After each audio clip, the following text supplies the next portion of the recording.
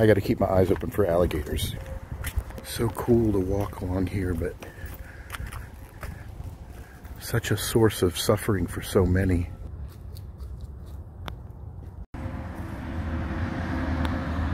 I am here at the Whitney Plantation in Louisiana, and we got some people in town, and we're gonna go take a tour of the plantation, but I saw something pretty interesting here. This is the biggest cast iron cauldron I have ever seen. Check this out. This is a sugarcane plantation, I believe.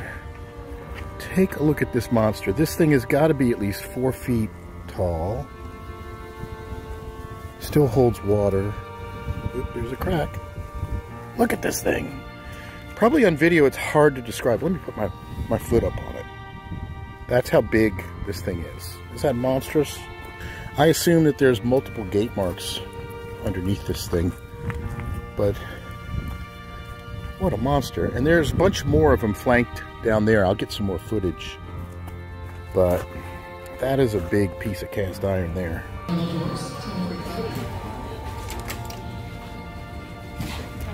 So I'm here at the Whitney Plantation in Louisiana, one of the few historic plantations that's actually been repurposed as a museum that chronicles the trials and tribulations that the slaves, the people here that worked on the plantation, had to endure. A lot of people are familiar with plantation and the mythology around it, like from movies like Gone with the Wind, where it was all kind of glamorous. You were like a little southern princess, but the reality of the situation was a lot harsher. And the comfort that those people had was a function of exploitation of native African people. And if you ever get a chance to go through Louisiana, it's really worth visiting to see this place, because it really gives you some perspective on what was going on during that time.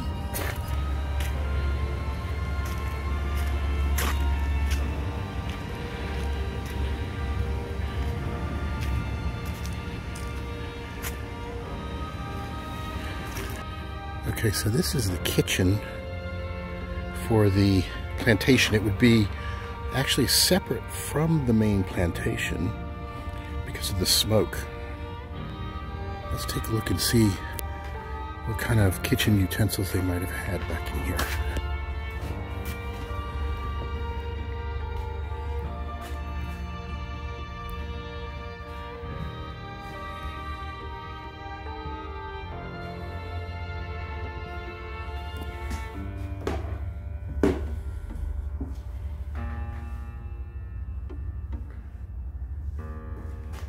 Some cast iron. Pretty nice pieces.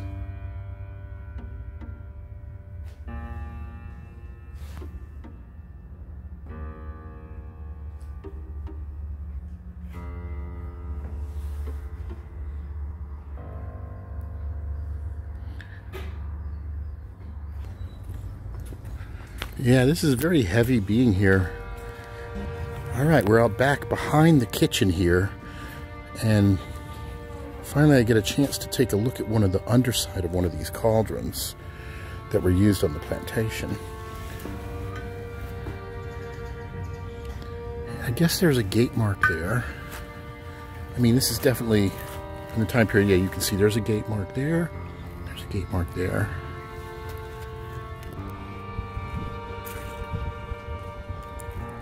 Well, you have to remember that we live under a tremendous weight of slavery now. And this isn't black history we're talking about. This is our national history. It's my history. It's your history.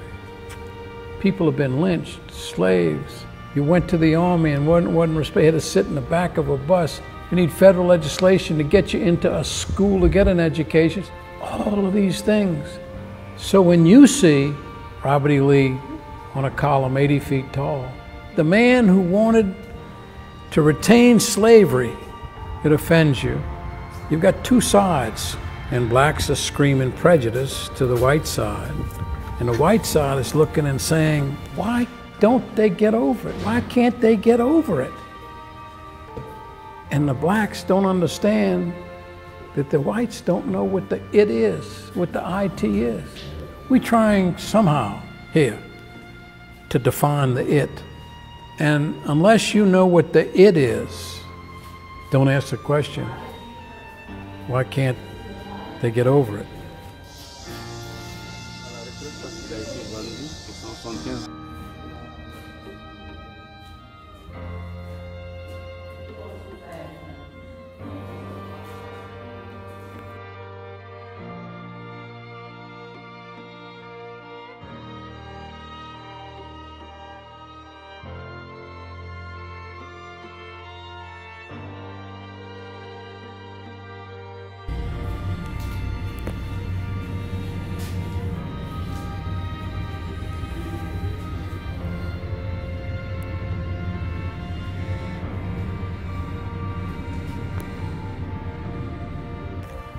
So cool to walk along here, but such a source of suffering for so many. Notice I can't read right. When I was brought up, if my boss man catch me with a pencil or paper, it was 25 lashes. John McDonald.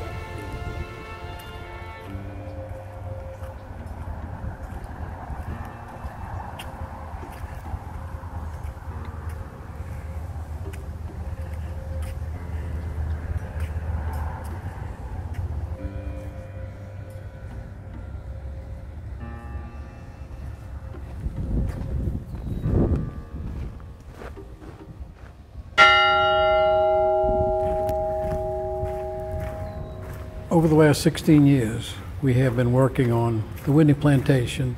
This plantation was built in 1790. The plantation was settled by Ambrose Heidel, and this property was available for sale. And for the first year, I just wrapped everything in plastic because it was only a real estate investment for me. But it was very shocking to me that I did not know about slavery. And I knew slaves were here, of course. I had no idea what a commodity they were and how they were treated as a commodity.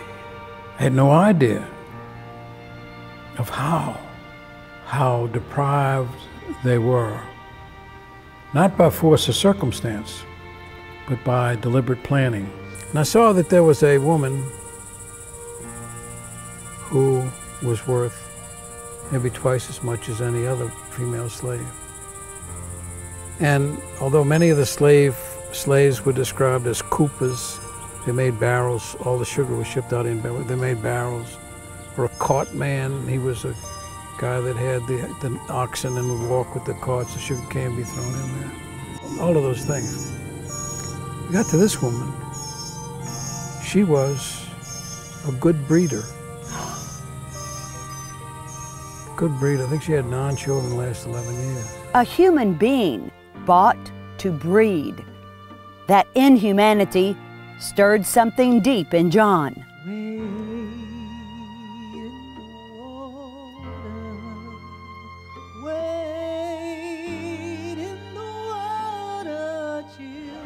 How much am I offering for her? Be 16.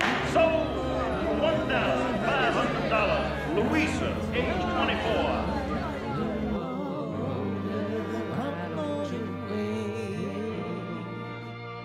The reason that it's shocking me is it was never in my education. And I look around at all of the other Caucasians and I'm thinking, I just can't do this anymore. It's my job, as best I can, to explain it in such a way, and that's what I did for a living with juries, explain it. And if you must do this, I must no longer walk through racism and just admonish it. I can't do that anymore. So here we are in Whitney Plantation, and this is a section of slave quarters. These would normally not be so close to the main plantation house, maybe a mile and a half away, but they moved them over here so that everything is kind of within walking distance and you can see what the old slave quarters looked like. They were very Spartan, just small rooms with just a bed.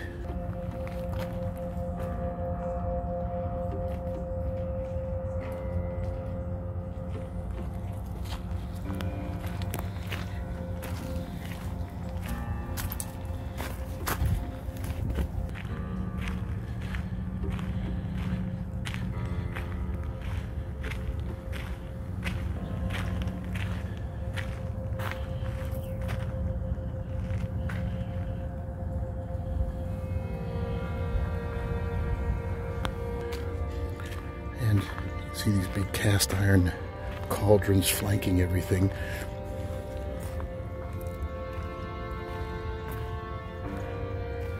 It's amazing how they're still completely functional today.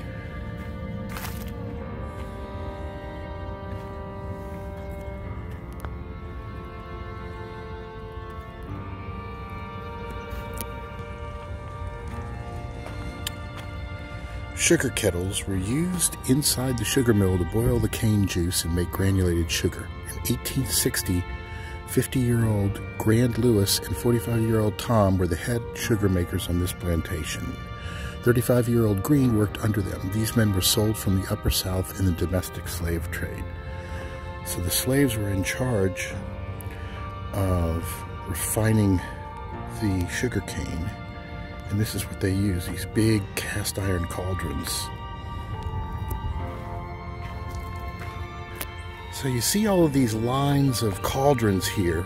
They were used for processing the sugar cane into refined sugar.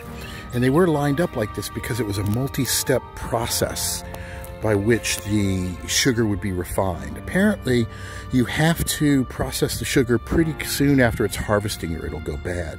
So they would have these things set up and they would be heated and they would be boiling the sugar cane, extracting the sugar and moving it from one cauldron to another in different stages. Supposedly about 4 different stages where they would refine it into higher and higher purities.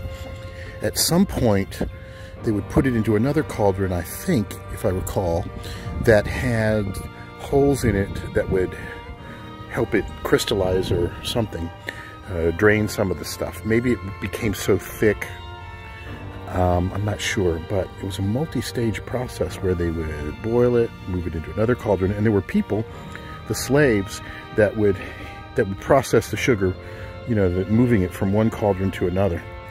And apparently it was incredibly dangerous work.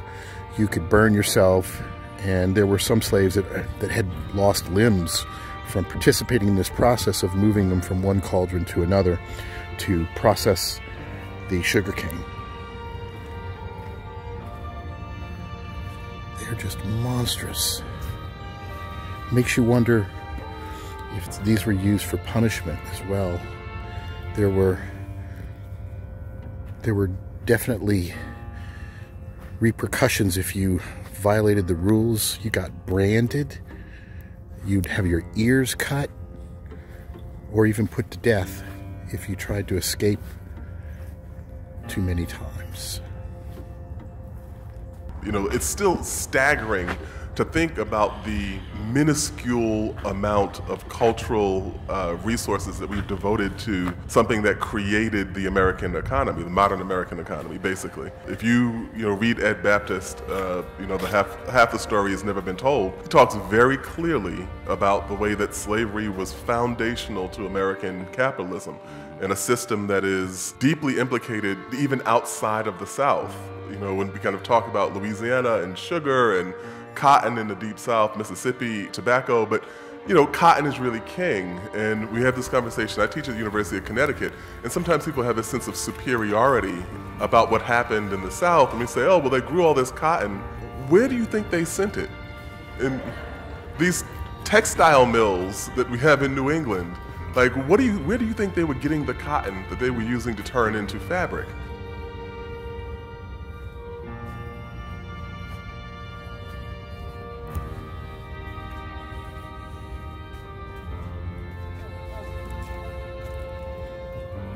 You can see that the Civil War is still being fought. Why can't you people just get over it? And they think that's interesting. They talk about freedom and equal opportunities and how everybody was freed in 1865. You know, the gates were open in 65. But there was a first attempt at education in 1965 when Lyndon Johnson signed so many important acts. And from there, we still have serious problems. In Louisiana, in New Orleans, we judge everything and report everything, not BC and AD, but before and after Katrina. Before Katrina, we had African-American high schools where only 35% of the freshman class graduated. And the balance, where did they go? Tell you where they went.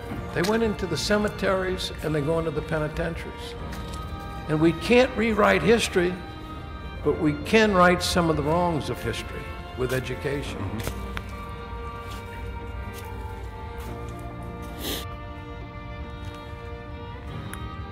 So here is a Baptist church that was built by slaves not long after slavery was ended. It's called the Antioch Baptist Church, but apparently originally it was called the Anti-Yoke, as a reference to breaking free the bonds of enslavement. Although it is kind of ironic that they adopted the religion of their masters, which would have been quite different than probably what they subscribed to in Africa. What do you know? No one has to explain to an African American about oppression, about ridicule, about humiliation, about pain. But do you believe me when I tell you that Caucasians don't know what the it is? They don't know that.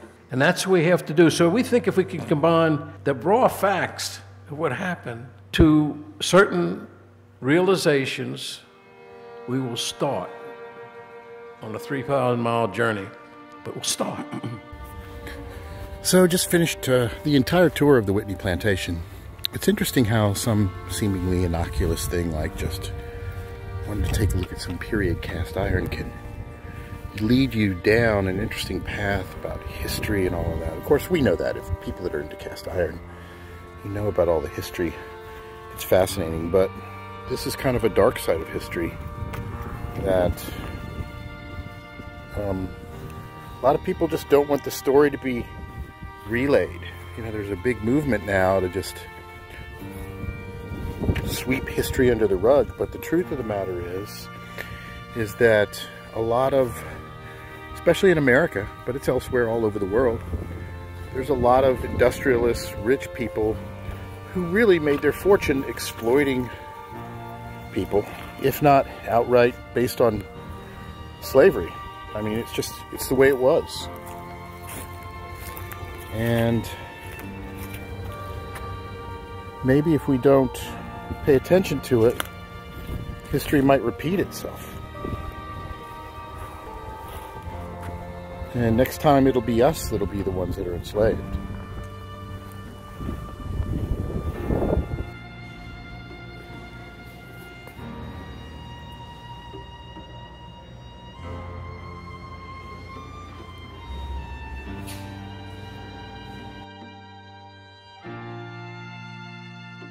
I want to thank everybody for tuning in and enjoying the video series and supporting me thus far by subscribing and clicking like and all of that. And if you want to catch me on TikTok, sometimes I have previews of what I'm working on that I haven't published lately. That's at TikTok/@WisdomStudio. And if you're on Facebook, look up the group Vintage Cast Iron Hunting, Restoration, Identification, and Sales. And until next time.